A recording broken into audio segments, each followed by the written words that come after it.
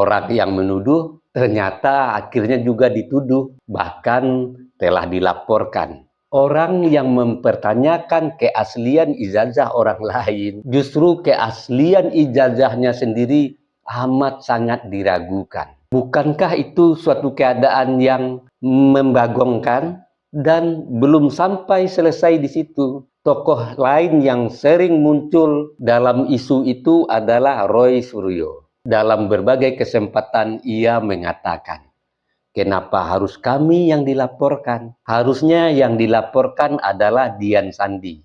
Karena dia yang pertama kali mengunggah ijazah tersebut. Logika yang dipakai sederhana, kalau ada masalah dengan dokumen yang beredar, maka orang yang pertama menyebarkanlah yang seharusnya dimintai pertanggungjawabannya. Namun, disinilah publik mulai mengernyitkan dahi karena di media sosial juga beredar jejak lama yang menunjukkan bahwa Roy Suryo pernah menampilkan ijazah dan skripsi Pak Jokowi di laman X-nya pada 24 Februari tahun 2020, jauh sebelum Sandi.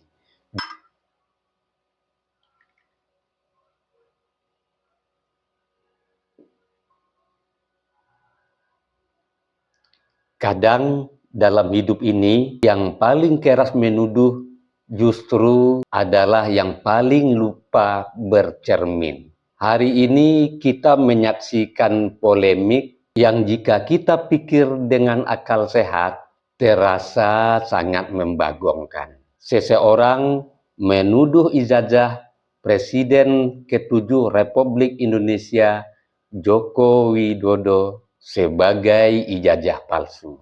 Namun, di tengah tuduhan itu justru muncul kabar bahwa si penuduh itu juga dituduh mempunyai ijazah palsu.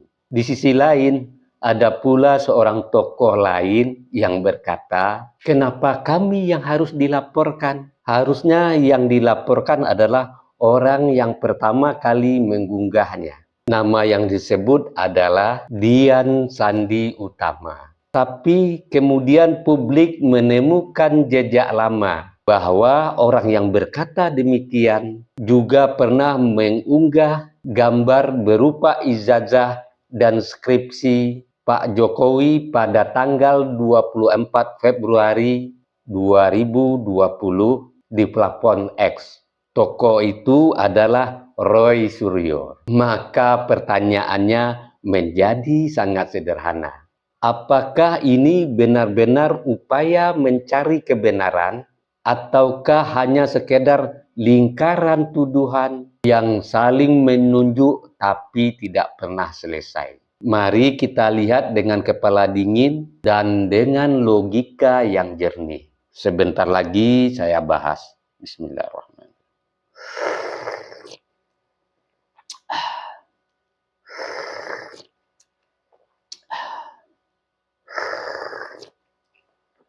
Alhamdulillahirabbil alamin. Belakangan ini kembali kita disuguhi sebuah tuduhan yang lama yang selalu diulang. Tuduhan bahwa ijazah Presiden Republik Indonesia ke-7 adalah palsu. Salah satu yang paling vokal menyuarakan tuduhan itu adalah seseorang yang bernama Rismond. Ia berbicara seolah-olah membuka suatu misteri yang besar. Namun menariknya, di tengah tuduhan yang ia lontarkan kepada orang lain, justru muncul kabar di ruang publik bahwa ijazah Rismond juga diduga palsu. Tentu ini menjadi sangat ironi sekali. Orang yang menuduh ternyata akhirnya juga dituduh, bahkan telah dilaporkan. Orang yang mempertanyakan keaslian ijazah orang lain, justru keaslian ijazahnya sendiri amat sangat diragukan. Bukankah itu suatu keadaan yang membagongkan? Dan belum sampai selesai di situ. Tokoh lain yang sering muncul dalam isu itu adalah Roy Suryo. Dalam berbagai kesempatan ia mengatakan, kenapa harus kami yang dilaporkan? Harusnya yang dilaporkan adalah Dian Sandi. Karena dia yang pertama kali mengunggah ijazah tersebut. Logika yang dipakai sederhana, kalau ada masalah dengan dokumen yang beredar, maka orang yang pertama menyebarkanlah yang seharusnya dimintai pertanggungjawabannya. Namun, disinilah publik mulai mengernyitkan dahi karena di media sosial juga beredar jejak lama yang menunjukkan bahwa Roy Suryo pernah menampilkan ijazah dan skripsi Pak Jokowi di laman X-nya pada 24 Februari tahun 2020, jauh sebelum Sandi.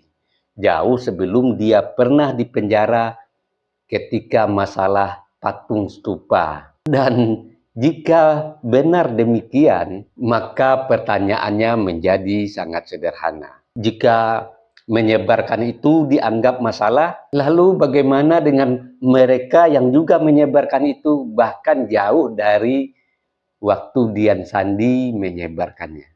Dan jika logika hukum ditegakkan, maka logika itu seharusnya berlaku kepada setiap orang, bukan hanya untuk orang lain. Dan pada akhirnya, publik pun melihat polemik ini bukanlah sekedar pencari kebenaran, melainkan sebagai sebuah lingkaran tuduhan yang saling berputar. Yang satu menuduh dan yang lain menunjuk. Yang ditunjuk kembali menunjuk yang lain. Semestinya fakta yang paling sederhana justru sering dilupakan. Bahwa universitas tempat Pak Jokowi kuliah, yaitu Universitas Gadjah Mada, sudah berkali-kali mengatakan bahwa beliau adalah alumni Fakultas Kehutanan. Pada titik ini, masyarakat tentu berhak bertanya dengan jernih, apakah ini sebuah pencarian kebenaran ataukah hanya sekedar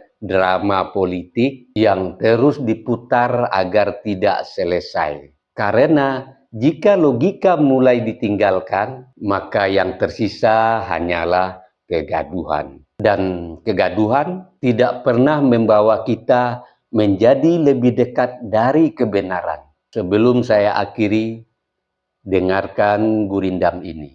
Menuduh harus bercermin dulu, melihat diri jauh ke dalam, agar akal dan pikiran jangan kehilangan jalan. Jika kebenaran ingin ditegakkan, logika tidak boleh ditinggalkan. Yang menuding jangan lupa diri, karena jajak lama selalu kembali. Jika tuduhan hanya jadi gaduh, maka yang lahir hanyalah keruh. Sebab pada akhirnya pengalaman akan mencatat.